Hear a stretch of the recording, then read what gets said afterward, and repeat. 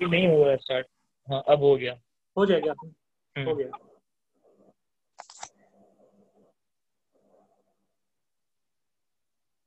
Record हो रहा है। और भी कोई आएगा ना? नहीं, वो लोग तो ऐसे जुड़ेंगे, आएंगे जाएंगे। तो स्टार्ट करें। ये रिकॉर्ड हो रहा है ना, कैसे पता चलेगा अमन रिकॉर्ड हो रहा है नहीं? हो रहा है पार्टिसिपेंट्स पे जाके देखो।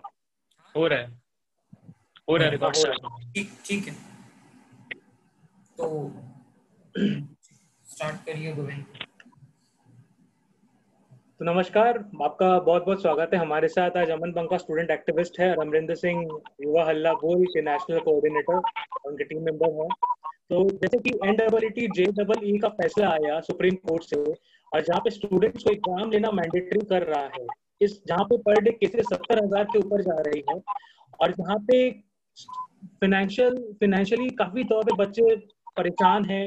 कितने राज्यों में बाढ़ की स्थिति हो चुकी है, और कितने राज्यों में लोग लोग की लोग की आय बहुत कम हो गई, कम हो गई है, काम लोगों के पास नहीं है, चारों तरफ भुखमरी है।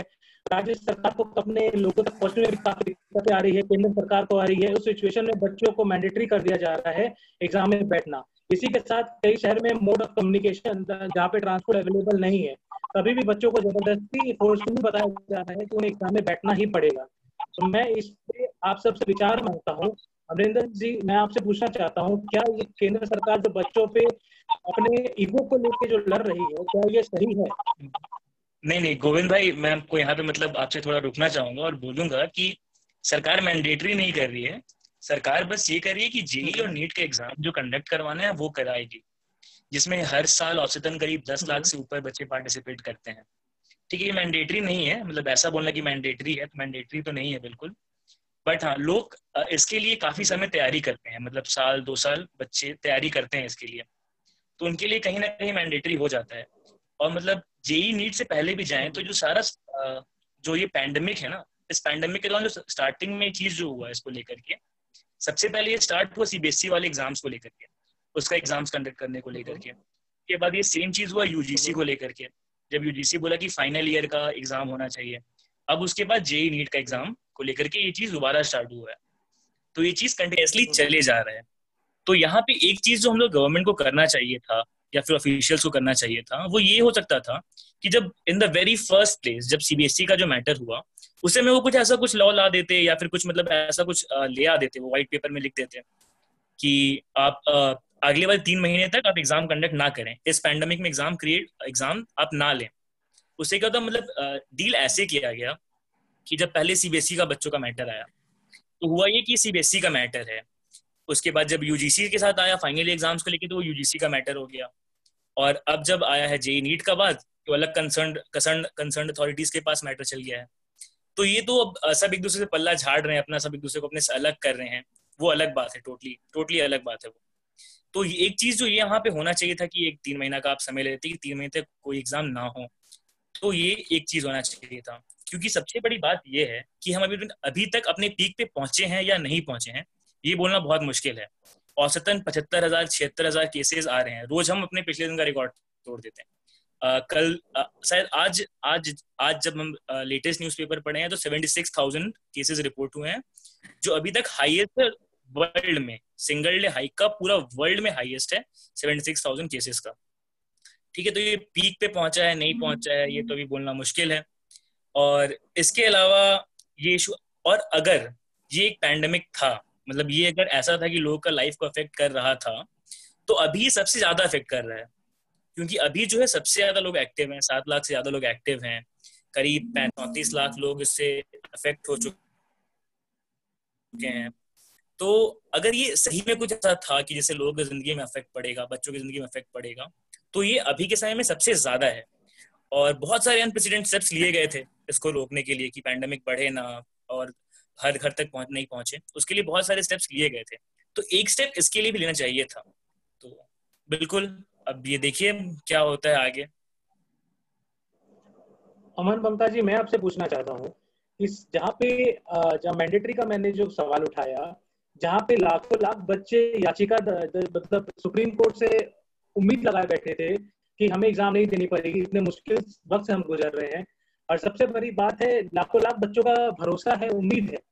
तो कहीं ना कहीं जब बच्चे ये विनती कर रहे हैं एग्जाम कैंसिल करने के ऊपर, ट्विटर ट्रेंड में हम देख रहे हैं एग्जाम कैंसिल करने के ऊपर सत्याग्रह चल रहा है, तो क्या इसे मैंडेटरी बोलना सही होगा या नहीं होगा?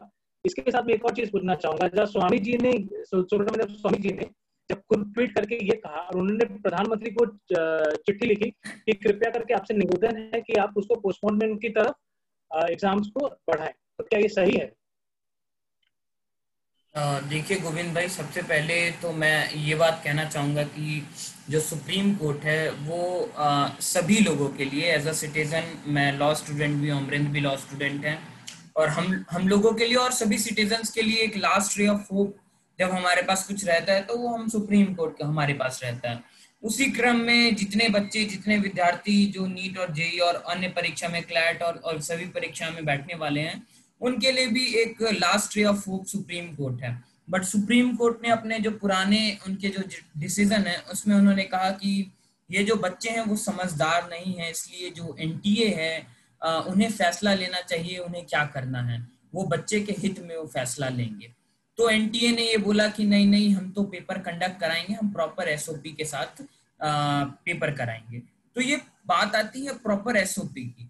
तो आपका प्रॉपर एसओपी क्या है? क्योंकि ये कोरोना महामारी तो एक कहते हैं कि ह्यूमैनिटी के ऊपर सबसे बड़ा प्रहार है, और पिछले हम जब से आजाद हुए हैं 1947 के बाद से इतना बड़ा कोई महामारी या इतनी बड़ी कोई और इतने लंबे टाइम तक चलने वाली कोई घटना है नहीं। तो सबसे पहली बात, ना तो इसके लिए प्री डिसाइडेड और बोलते हैं ना कि बहुत ज्यादा तैयार गवर्नमेंट भी नहीं है। गवर्नमेंट भी एक अजम्पशन के बेसिस पे है कि हमारे पास एसओपी तैयार है। अगर आपके पास एसओपी तैयार है तो आपके पार्लियामेंट क्यों नहीं चल रहे हैं? गवर्नमेंट कहती है कि कोरोना महामारी है इसलिए हम पार्लियामेंट नहीं चला सकते हैं। पार्लियामेंट में तो 545 मेंबर बैठते हैं केवल। क्या आप अपने एसओपी को फॉलो करके 545 मेंबर का एक पार्लियामेंट नहीं चला सकते हैं? तो आप क्या सोचते हैं कि आप 20 लाख लोगों का एक एग्जाम कंडक्ट करा सकते हैं? और यहाँ बात केवल 20 लाख विद्यार्थियों की नहीं है। 20 लाख विद्यार्थियों के साथ साथ हर विद्यार्थी के साथ, क्योंकि औसतन उम्र जो बच्चे पेपर देने जाते हैं उनके 17 से 20 साल के होते हैं। तो औसतन जितने बच्चे जाते हैं उनके साथ या तो उनकी माता जी या पिताजी, कोई एक ना कोई गार्जियन एक साथ जरूर उनके साथ जाते हैं। तो अगर हम कहते हैं कि 20 लाख विद्यार्थी हैं, साथ साथ उनके साथ 20 लाख पेरेंट्स भी हो गए, और इतने पेरेंट्स के साथ साथ अगर हम देखा जाए तो पेरेंट्स के साथ साथ जितने भी उसमें स्टाफ हैं जो गार्डिंग करेंगे, स्टाफ या पुलिस कर्मी रहेंगे या फिर अन्य लोग रहेंगे, तो ये केवल 20 लाख का फिगर नहीं है, फिगर बढ़कर 50 लाख के आसपास का बढ़ जाता है। तीसरी बात यहाँ पर बात ये आती है कि जब जो पूरे टास्क फोर्स को मैनेज करेगी वो स्टेट करेगी। हमें पता है कि जितने भी पुलिस और व्यवस्था है वो स्टेट के अंडर आती है।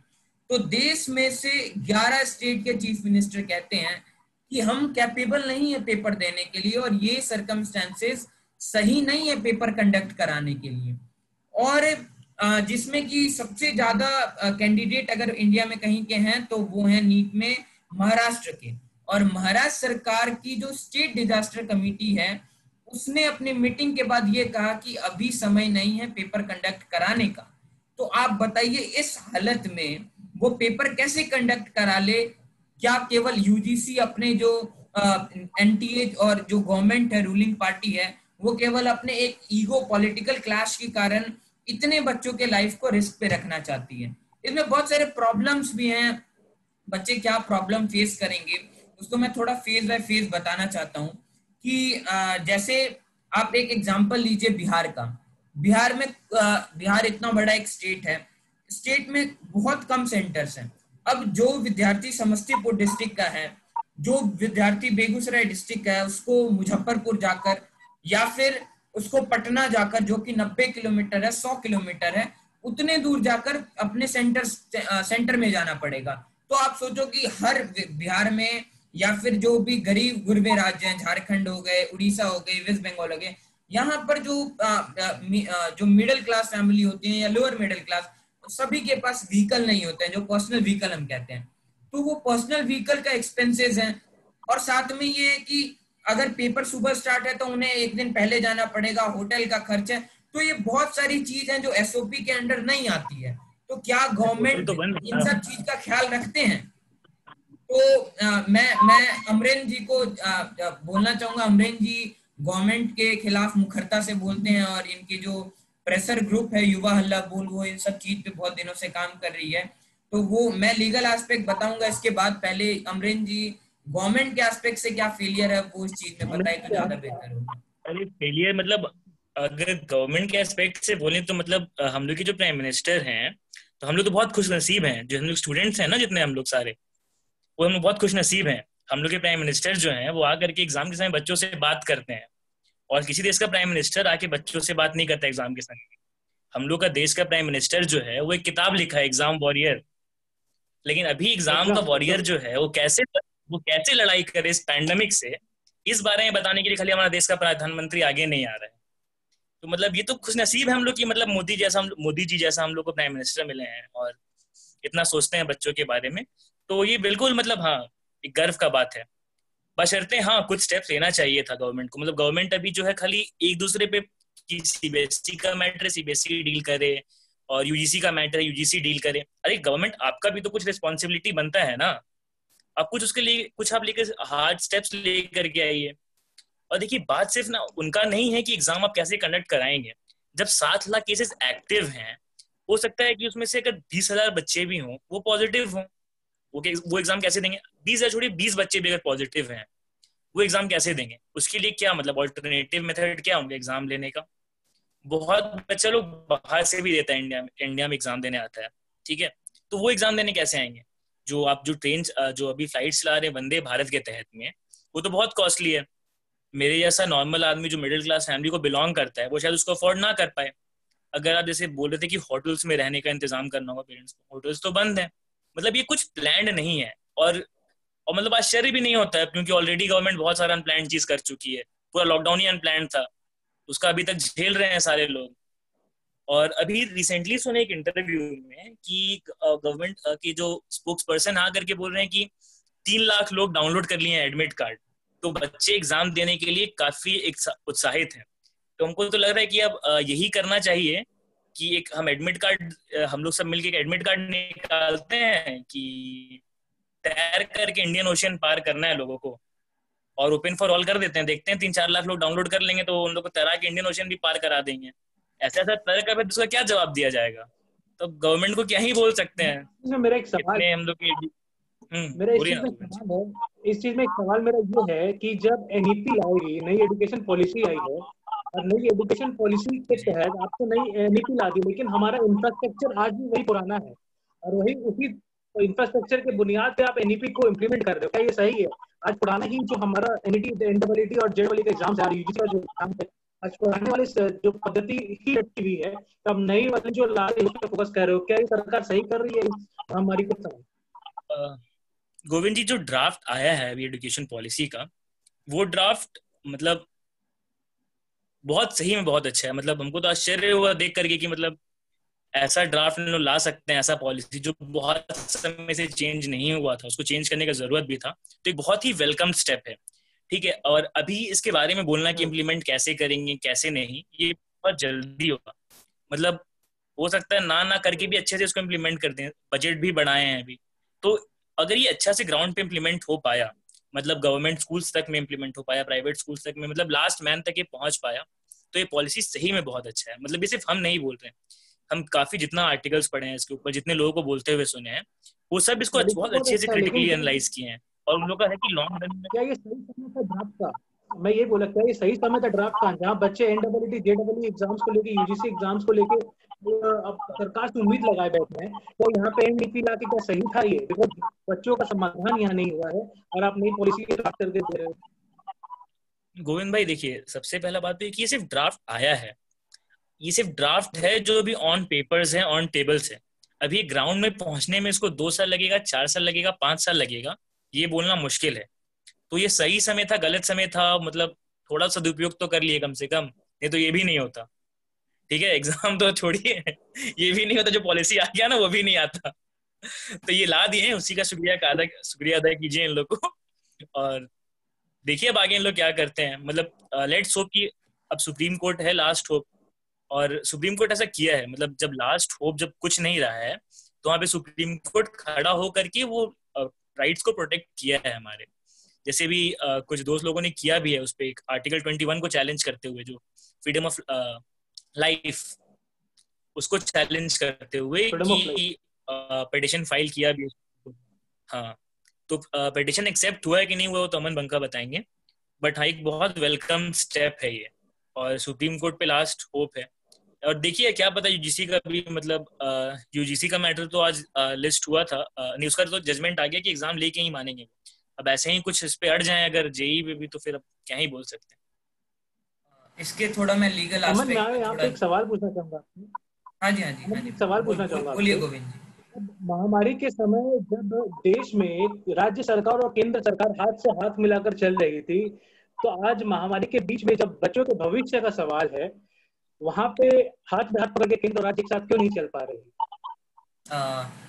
इसमें दो बात मैं बताना चाहूँगा। पहले तो अमरिंदर जी ने कहा कि सुप्रीम कोर्ट को अपहेल्ड करना चाहिए, जितने बच्चे पेपर दे रहे हैं उनके जो फंडामेंटल राइट्स हैं। तो उसके लिए मैं बताना चाहूँगा कि जो बेसिक राइट टू लाइफ है ना हमारे, वो एट एनी सर्कमस्टेंसेस ना वो प्रिवेल होना चाहिए। सब कुछ टाला जा सकता है बट किसी की जिंदगी नहीं टाली जा सकती है। ये मुख्य उद्देश्य है सुप्रीम कोर्ट का भी, कि अगर सुप्रीम कोर्ट का क्या, हमारे जो कानून का जो बुनियादी स्ट्रक्चर है उसका भी एक प्रिंसिपल है कि चार जो सजा जो गलत काम किए हैं वो छूट जाए, लेकिन जो एक जो सजा मतलब गलत काम नहीं किए हैं उसको सजा नहीं होनी चाहिए। तो एक बुनियादी स्ट्रक्चर जो हमारा फंडामेंटल राइट है, जिसपे हमारा कॉन्स्टिट्यूशन का जो कहते हैं ना सोल ऑफ द कॉन्स्टिट्यूशन, वो आज ये सरकार जो है वो खराब करने की कोशिश कर रही है। और कॉन्स्टिट्यूशन में ये लिखा हुआ है कि स्टेट को उसको प्रोटेक्ट करना होगा, और ना कि केवल सिटीजन के लिए, for every person. It is extended to person, not only for the citizen. दूसरी बात आपने कहा कि जो गवर्नमेंट और स्टेट का क्लैश है, तो अमरेंद्र भाई बता रहे थे कि आज यूजीसी का जजमेंट आया। तो आप यूजीसी के जो जजमेंट में अगर आप वर्डिक्ट में जाइएगा तो इसमें लिखा हुआ है कि पेपर तो होगा, इसमें नो डाउट, हम पेपर लेंगे यूजीसी। और दूसरी बात ये कहा गया है उसमें कि जो स्टेट डिजास्टर टीम जो अगर मीटिंग से कोई डिसीजन निकालती है, उसकी बात को पहले प्रिवेल की जाएगी, बाद में यूजीसी और कोई भी चीज को रेकमेंड किया जाएगा। ठीक है, तो ये चीज विरोधाभास है किस चीज से? नीट और जेई के परीक्षा से। नीट और जेई के परीक्षा से सुप्रीम कोर्ट का जो जजमेंट आया वो पूरा विरोधाभास है। मैं बताता हूँ कैसे। इसको बड़े परिप्रेक्ष्य में देखने की जरूरत है। महाराष्ट्र में सबसे ज्यादा अभ्यर्थी बैठते हैं नीट और जेई के, और महाराष्ट्र सरकार ने स्टेट डिजास्टर कमेटी की मीटिंग के बाद सुप्रीम कोर्ट में एक एफिडेविट डाला था। ये कहा था कि हमारी जो स्टेट डिजास्टर कमेटी है, उन्होंने कहा है कि it's not a favourable time to conduct the exam, right.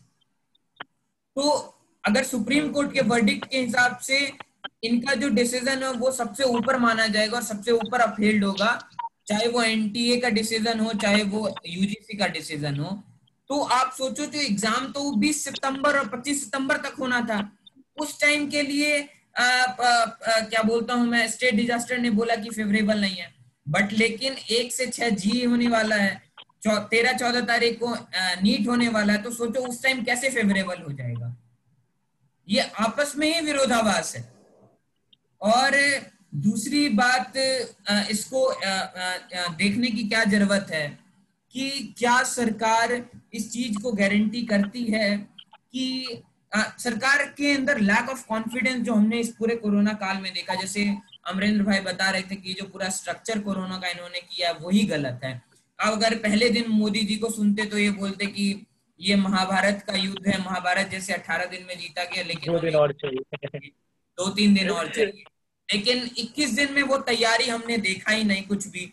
Testing zero था, हमारा सब कुछ जीरो था। हम केवल एक घर में बंद पिंजड़े की तरह थे। हमने फिर भी सरकार को मौका दिया नहीं, सरकार के साथ कदम से कदम मिलाकर लड़ना चाहिए, देश के सामने एक आपदा खड़ी है। अब दूसरी बात ये, हमने और मौका दिया। अमरेंद्र भाई, आपको जान के आश्चर्यचकित होगा, 5.5 महीने हो गए लॉकडाउन के, और 5.5 महीने में भी आज हम इस कंडीशन पर हैं जो डेली केस पिछले दिन को रिकॉर्ड को तोड़ रही है। जैसे परसों 75,000 कुछ केस आए, कल 76,000 कुछ वर्ल्ड का रिकॉर्ड तोड़ दिया है। हाँ, तो हमें इसको इंडिया में ऐसे तो सब वर्ल्ड में तोड़ रहे हैं। जो स्टूडेंट है उनके राइट टू इक्वालिटी भी ब्रीच हो रही है और राइट टू लाइफ भी ब्रीच हो रही है। जैसे अमरेंद्र भाई बोले कि 7 लाख एक्टिव केस हैं, उनमें से मान लेते हैं 5,000 केवल नीट और जेईई के एस्पिरेंट होंगे, उनके लिए क्या ऑप्शन है? उनका राइट टू इक्वालिटी ब्रीच नहीं हो रहा है। यहाँ पर जो लोग बाहर से पेपर देने आते हैं, जो अमरेंद्र भाई ने बोला, उन वंदे भारत में इतने एक्सपेंसिव जो सिस्टम है, जो हम लोग एक मिडिल क्लास और जो एक लोअर मिडिल क्लास है वो अफोर्ड नहीं कर सकते हैं, क्या वो राइट इक्वालिटी का ब्रीच नहीं है?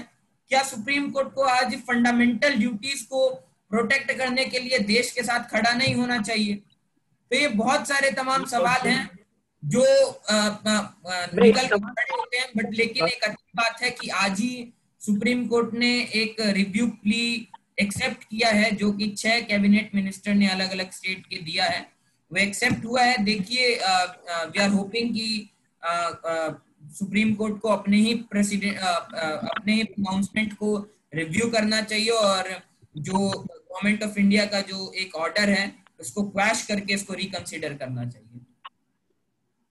और बिल्कुल अभी के समय में जी, मैं आपसे एक चीज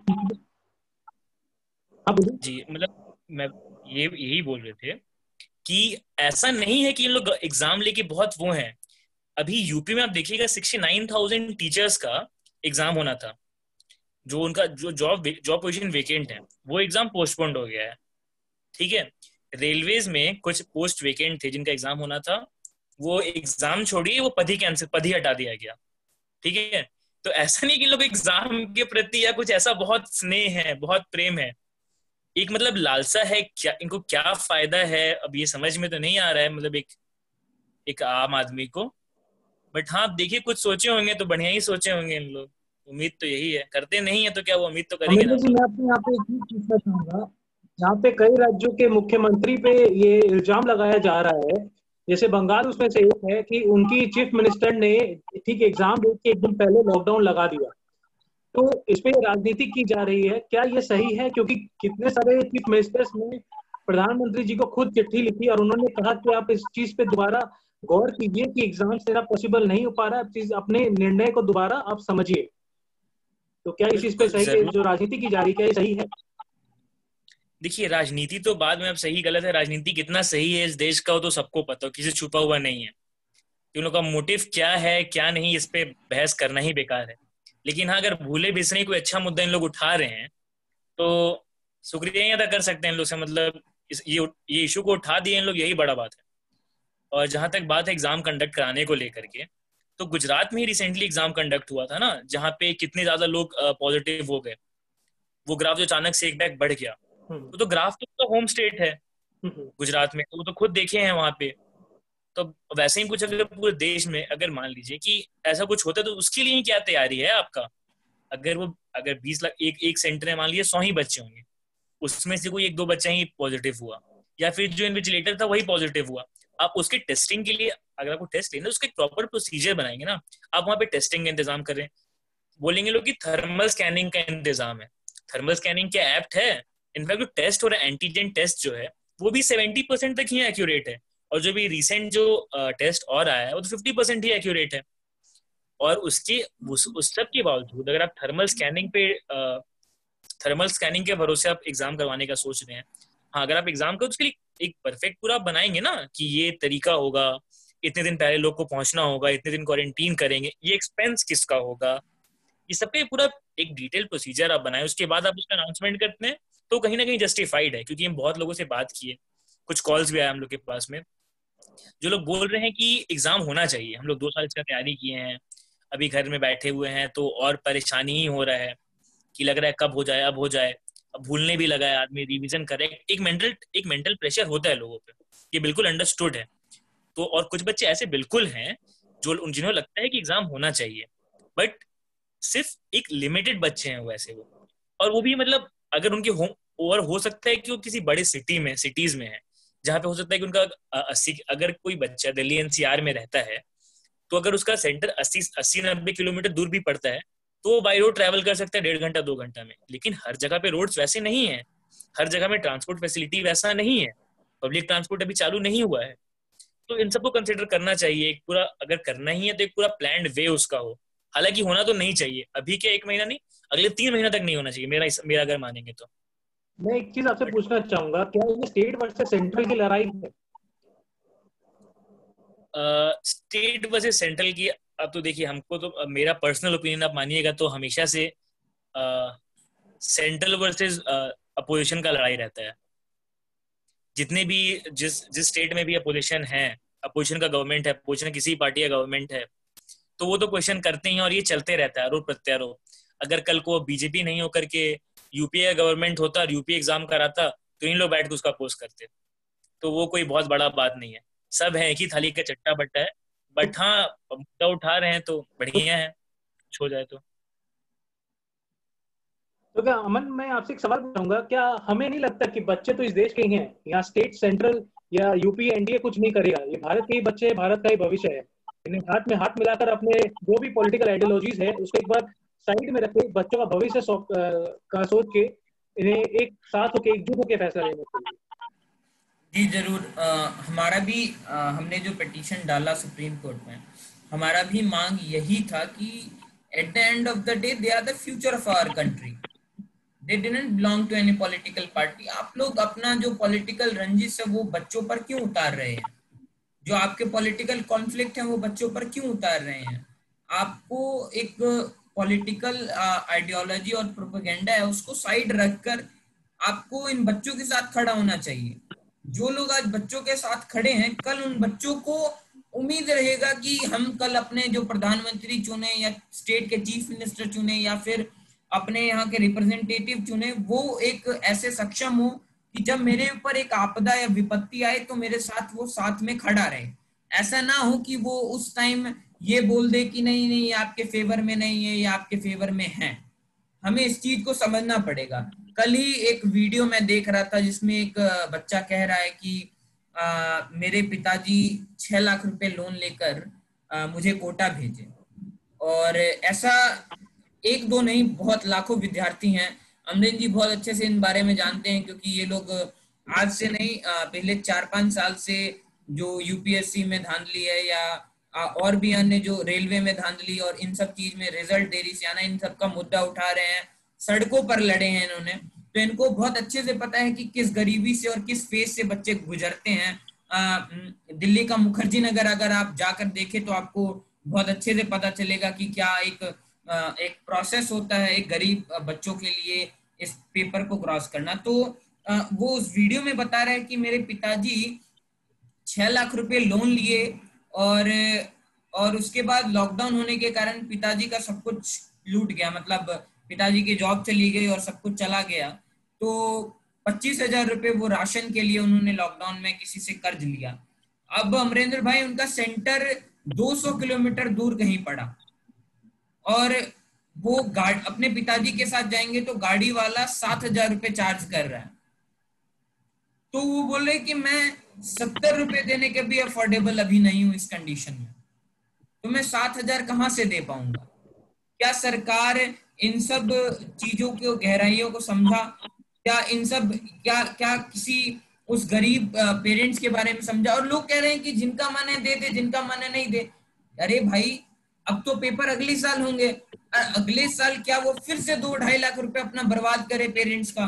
क्योंकि ऐसा तो है नहीं ना कि अगर मैं 2 साल पढ़ लिया फिर 1 साल गैप कर लूंगा तो फिर मैं नीट और जेई जैसे बहुत अहम परीक्षा जो बहुत जिसको one of the toughest exam in the world कहते हैं वो क्लियर कर लूंगा। तो ऐसा नहीं है।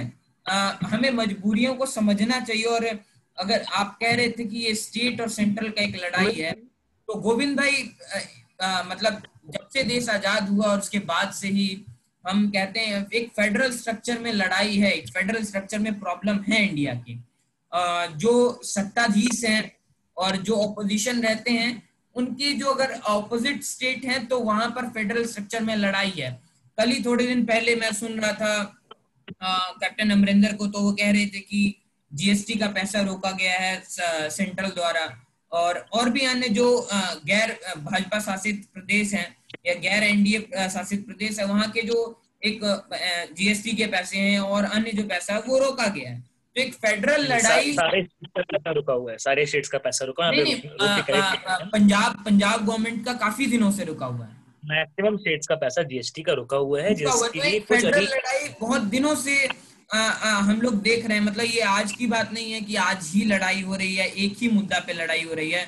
आप जो यमुना वाली एक लड़ाई है, आपको पता होगा, सेंट्रल और हरियाणा गवर्नमेंट पे पहले जब हुड्डा की सरकार थी और सेंट्रल में लड़ाई, फिर नीचे तेलंगाना और फिर सेंट्रल की लड़ाई। तो ये एक बड़े परिप्रेक्ष्य में देखे तो ये बहुत पुराना लड़ाई है सेंट्रल के बीच में। अगर ऑपोजिट पार्टी करो एक बार, अमरिंदर जी मैं आपसे एक बात पूछना चाहूंगा। अमरिंदर जी मैं एक बात आपसे पूछना चाहूंगा कि आज जब सरकार एग्जाम लेना चाह रही है, और क्या एक प्रोफेसर की रिपोर्ट पूरे इंडिया को एग्जाम लेने पे बाध्य कर सकती है? दूसरा सवाल मेरे से ये है, जब सरकार इतना ही इच्छा है सरकार की एग्जाम लेने की, तो उन्होंने ट्रांसपोर्ट फैसिलिटी की व्यवस्था के ऊपर क्या किया? आज हम सोनू सूद का बहुत काफी एग्जाम्पल लेते हैं, जहाँ उन्होंने कई स्टेट में लोगों को बसों के द्वारा व्यवस्था करा के उन्हें भेजा। तो क्या ये तो सरकार है, इनके पास तो पूरा प्रावधान है, इनका तो हर स्टेट में इनकी ऑफिस है, इनके पार्टी है, इनके लोग हैं। तो क्या ये सरकार निर्णय नहीं कर सकती है अपने जिलों और कॉलोनीज में पार्टी के लोगों को जिम्मेदारी देकर? बिल्कुल, मतलब कर सकती है और करना ही चाहिए। और जो सवाल आप पूछे ना मेरे से, यही सवाल हम 5 महीने सरकार से पूछना चाह रहे हैं।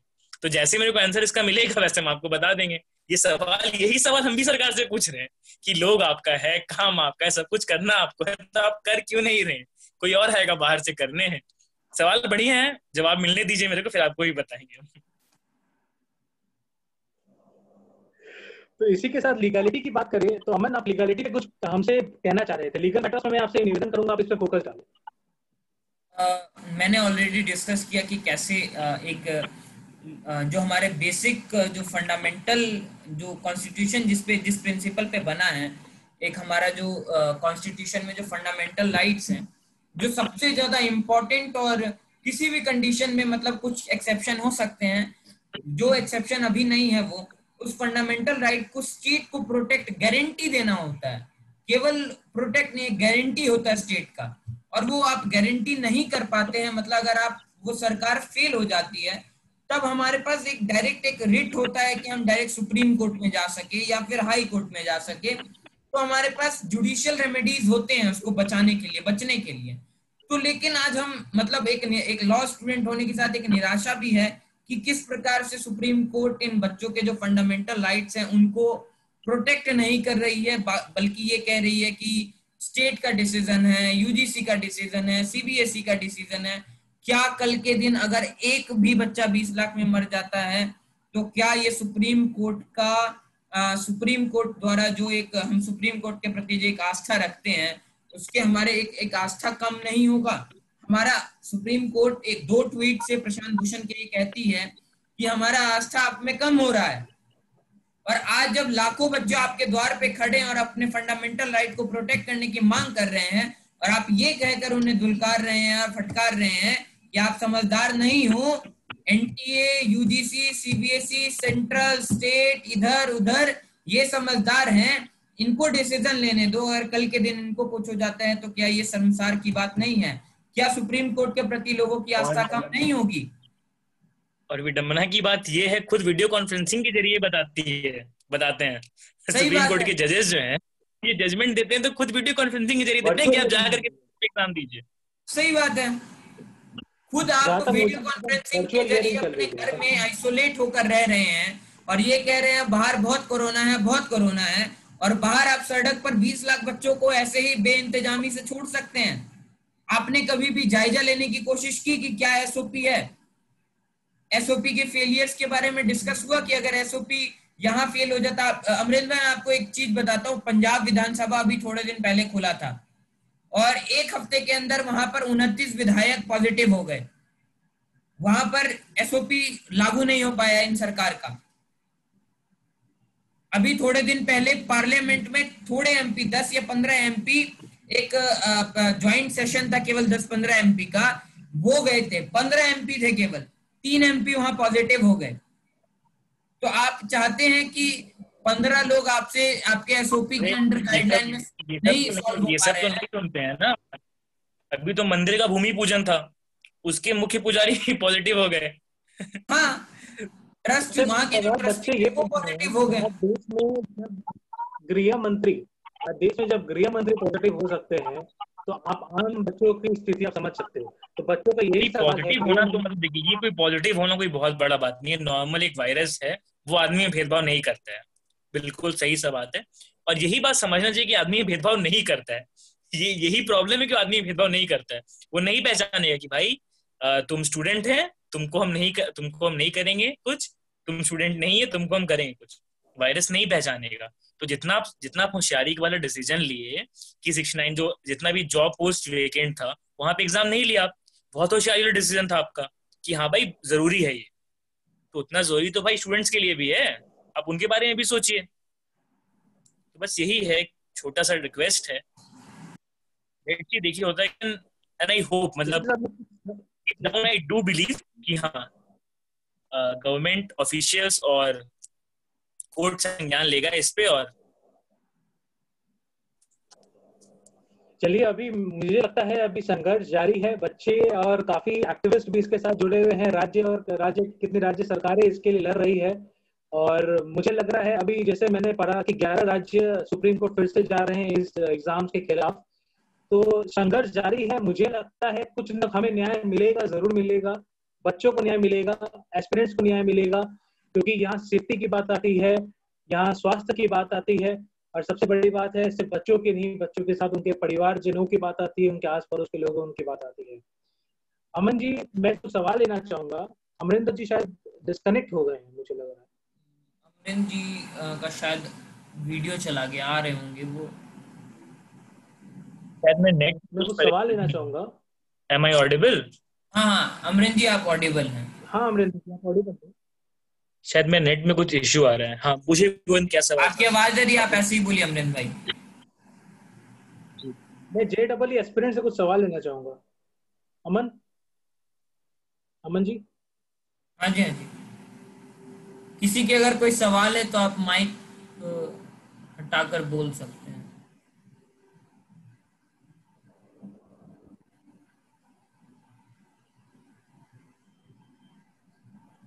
मुझे लगता है किसी को कोई सवाल है नहीं। आपके पास कोई पुराने नीट और जेई के छात्रों के कोई सवाल हैं तो आप रख सकते हैं, आपके पास तो आते हैं क्वेरीज। हाँ, मेरे पास सवाल कुछ आए थे। सवाल यही थे कि जब स्वामी सुब्रमण्यम स्वामी जी खुद बीजेपी से हैं, और जब बीजेपी से होके वो बीजेपी के खिलाफ लड़ रहे हैं, वो एक सबसे बड़ा सवाल मेरे पास आया था, तो वो मैं आपसे जवाब चाहूंगा।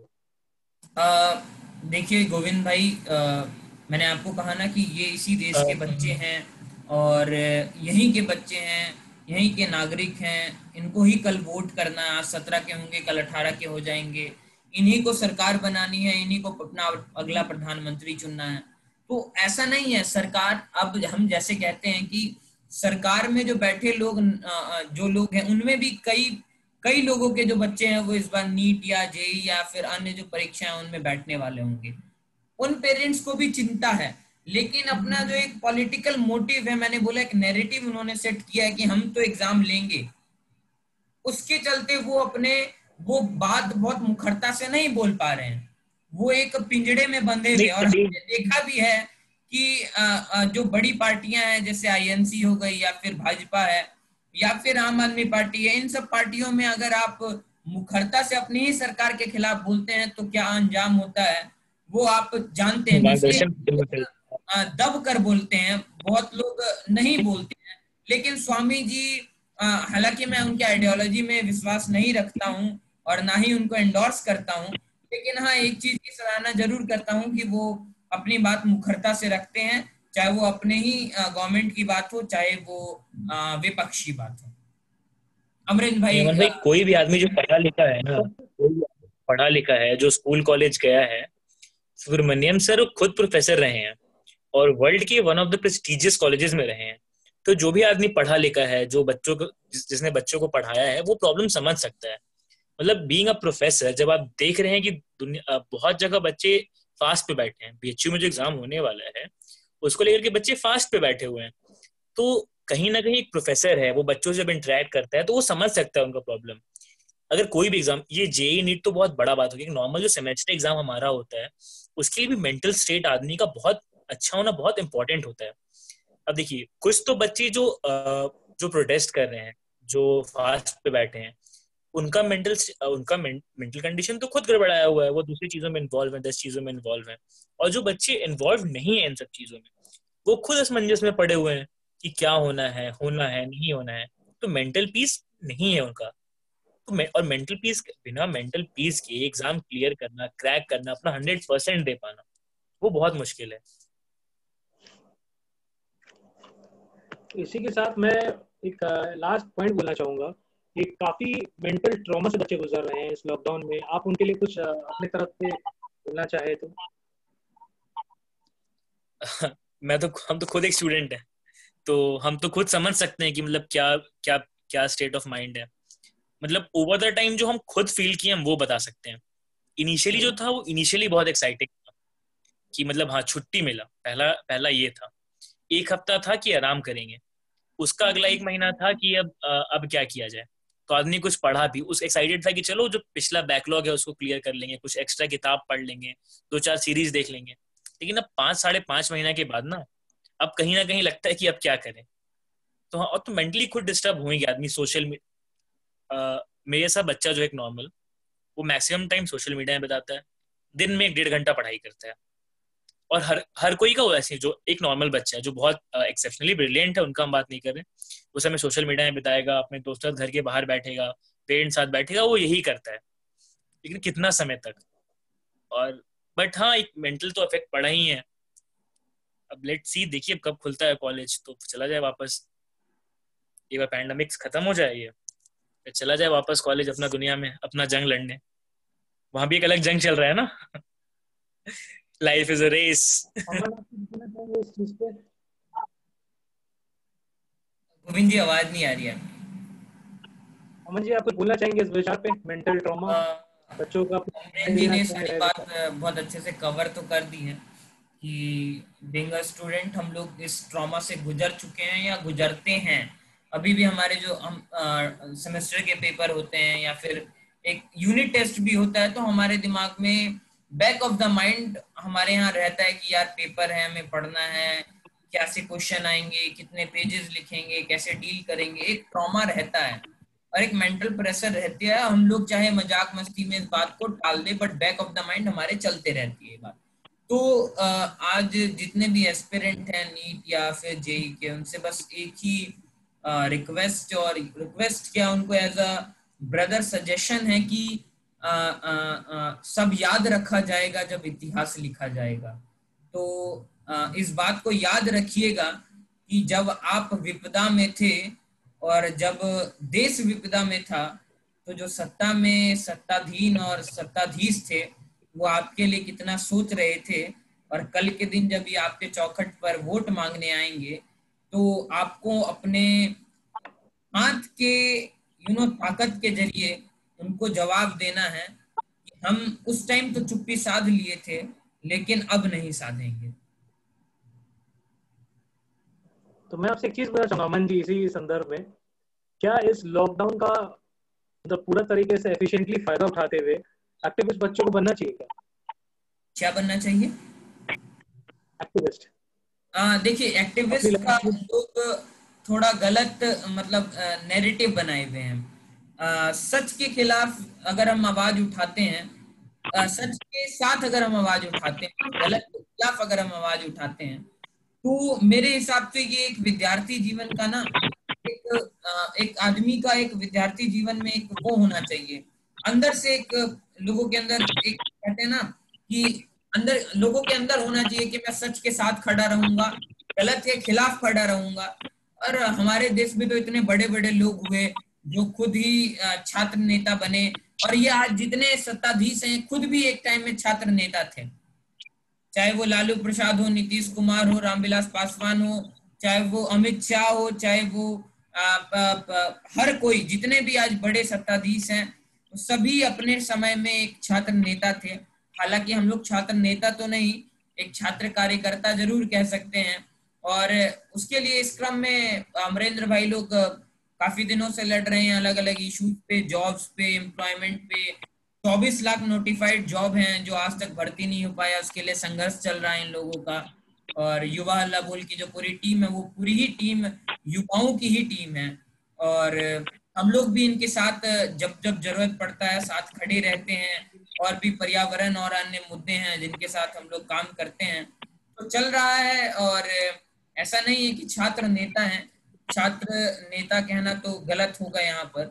बट हाँ, काम कर रहे हैं, देखते हैं कितनी सफलता मिलती है। कहते हैं ना कि गीता में एक श्लोक है कि अपना कर्म करते चलो, मतलब कर्मण्यवाधिकारस्ते माँ फलेषु कदाचन माँ कर्म फल हेतुर्भुः माते संगोस्तु कर्मणि। मतलब कर्म करते चलो, फल की चिंता मत करो। तो आज हम लोग वही कर रहे हैं।